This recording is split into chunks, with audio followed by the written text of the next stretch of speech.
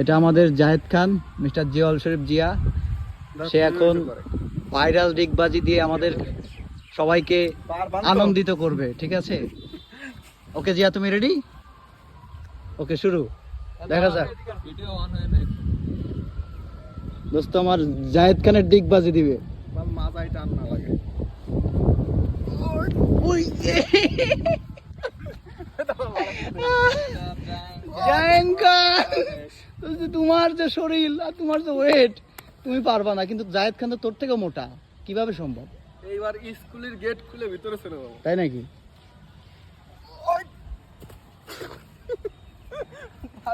ওইভাবে একটা ড্যান্স দাও, ওইভাবে একটা ড্যান্স দাও। জাহেদ খান যে ড্যান্স